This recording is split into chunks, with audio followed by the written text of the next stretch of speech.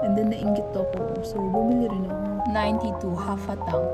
I don't know if it's just a New Zealand thing or Australia, New Zealand thing. Pakita ko lang rin sa inyo ang sitwasyon ng aming pantry. Baba, right? Ichi yung post na ako. With all humility and with all kuripotness. Guys, happy Sunday! Today is Easter Sunday and nandito lang kami sa BP, nagpapagas. And gamit ko today ay itong Mental Monster Sunnies. May ganito si Domi. And then nainggit ako. So bumili rin ako. Papagas kami. Kasi mahal ang petrol. And mas mahal na ang diesel. Kesa sa 95 at sa 91. Yeah, hindi pa naman kami totally out. Top up lang kami.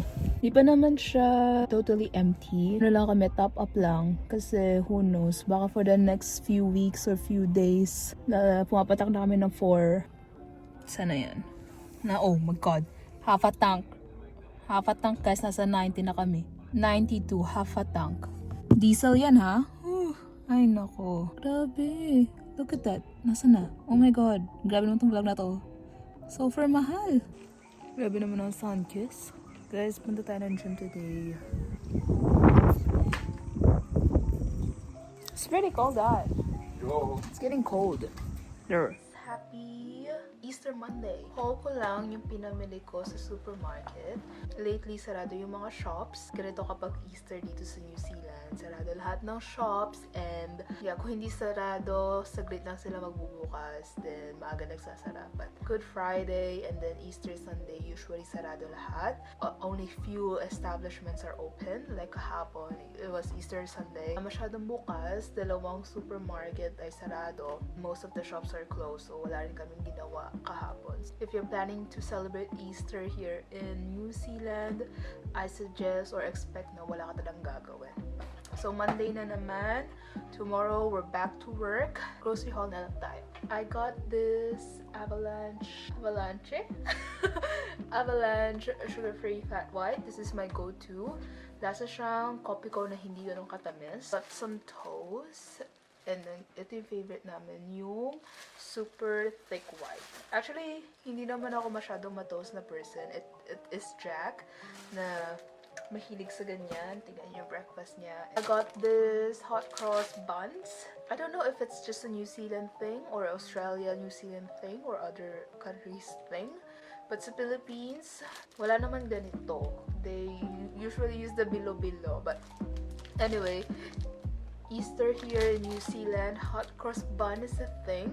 Like, late February pa lang, nagbebenta na sila nito. On special siya, kasi nga, sarado sila no isang araw. And I got some white chocolate nuts for my pistachio cookie.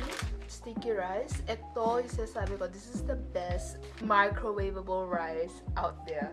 But, you know, if tamad kayo magsaing or wala kayong saing or naubos na yung saing nyo, this one is one of the best rice, microwavable rice out there. Rice. Usually, yung kanin na binibili ko is yung bulto-bulto talaga. But the thing is, wala kami space dyan sa pantry kasi napakaliit lang niya.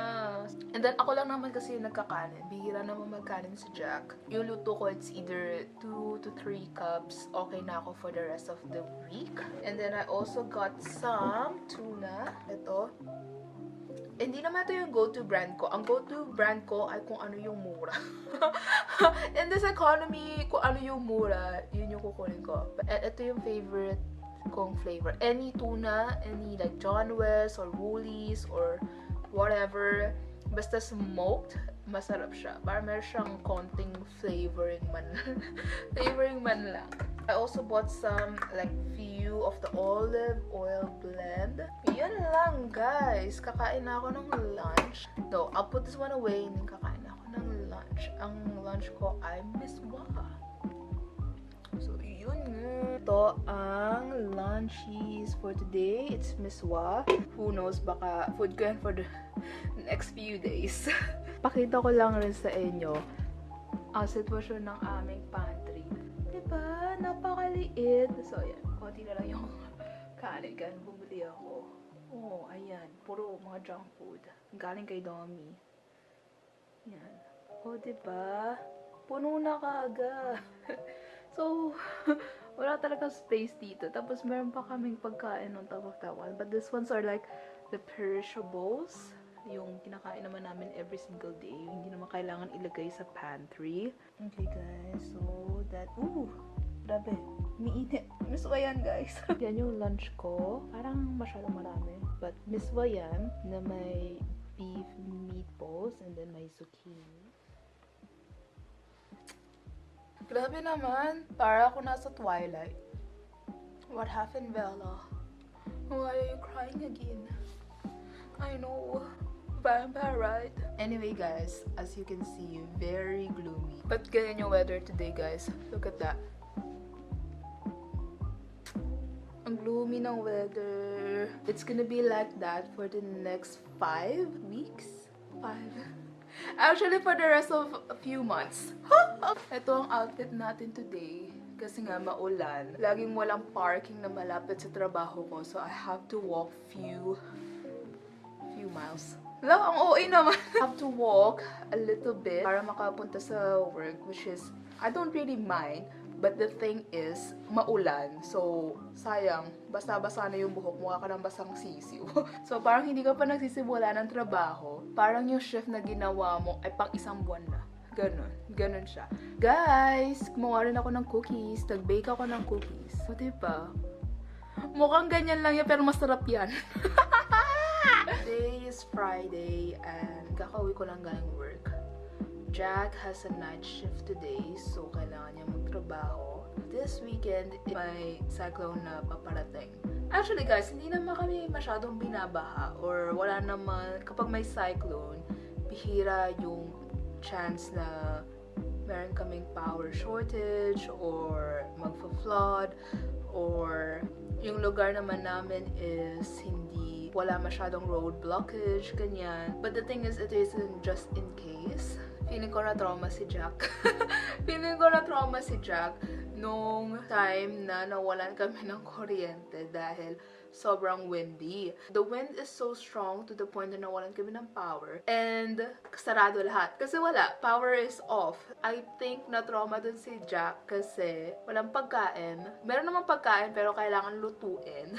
Which is hindi nga kami makakapagluto kasi walang power. Parang 2 bars or malapit na maubos yung petrol ng car but sarado yung mga gas station kasi nga walang power. Yeah, so sabi ni Jack, pwede ba tayong mamili ng mga necessities na binalaan na niya ako na kailangan natin mamili ng necessities sa mga canned goods, sa mga easy to cook na food or mga pagkain na hindi kailangan ganyan bala. Namili na si Jack this morning, but the thing is may nakalimutan siya, so bilhin ko na lang yun. Tinatamad pa nga ako bumili. Dapat kasi after work magpipilates ako, kaso dala ni Jack yung tag, so wala, tambay tayo dito sa bahay. Tinatamad ako umalis dahil ito na ako sa bahay. Siguro factor na rin doon is ayokong gumastos dahil paid for my upcoming trip quite a lot of money. With all humility and with all kuripotness, inasabi ko na to na medyo nakakabuta siya ng bulsa. But anyway, actually, you know what? It's a good trip. It's a new country. So, abangan nyo na lang sa mga next upcoming vlogs kung saan tayo pupunta. So, kailangan ko maglista kung ano yung mga kailangan ko. Like eggs. Kailangan ko ng eggs. I don't know kung kailangan namin ng paper towel. Nagawa na ako ng madaliang grocery haul. Ito guys, ito yung mga kailangan namin. Hopefully, kailangan talaga namin siya. Or else, it's a waste of another $60. Okay guys, ito. Bumili ako ng chicharon.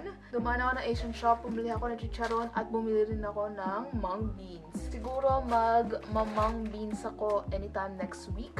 Probably this weekend. Bumili rin ako ng itlog. Then bumili rin ako ng chicken breast. First time ko itatry ito. Favorite ko yung isa, yung tenders, yung Louisiana. Masarap siya. Lasa siyang KFC. Or close to KFC chicken.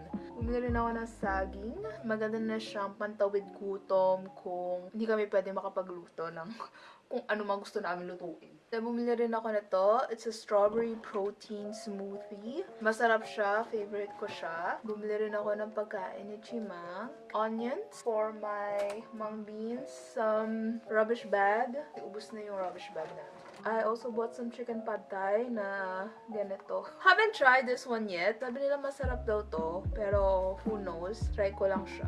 90-second microwave. Ito ang lunch ko for tomorrow. And, bumili rin ako ng 3 sticky rice extra. Ang special kasi siya. So, bumili ako ng 3. Then, bumili rin ako ng 2 the other time. Since earlier this vlog. So, para tong whole vlog, diba? Bumili ako nito while it's on special. Then, siguro magsasayang ako bukas. Bagong bumisita yung cyclone na yan. Ito, extra cat food para kay Mingming. Ito guys, it will only last her for about 4 days. Extended na yung 5 days kapag hindi namin siya masyadong binibigyan ng pagkain. Grabe naman yung pimple ko. Yeah, so it will only last for about 4 days, minsan 3 days. Kaya narinig nyo ba yun? Ibig sabihin, pakainin ko na daw siya. Kaya bumili ako nito. It's either this, Dine, or the Fancy Feast. Favorite niya yun both kasi PG yung pusa ako. So. And then, bumili rin ako ng Twix. This is my favorite chocolate, guys. One of my favorite chocolate. Siguro haul ko na rin yung work incentive puffs ko. Vital Proteins, Collagen Peptides, and Cetaphil. Natin kung maganda siya. And extra lang. Nagmukha na siyang haul vlog kasi wala masyadong ganap this week. Bukod sa magtrabaho at mag-prepare for cyclone. So hopefully, hindi kami masyadong tamaan. Then hopefully rin na hindi ganun kasama yung tama na cyclone. Guys, this is my baon. Ito yung pad thai na pinakita ko nung isang gabi. Actually, pinakita ko kagabi. And then, nadala rin tayong itlog. Nagluto rin ako ng itlog. Tapos, nakita nyo naman, may nor just in case hindi masarap.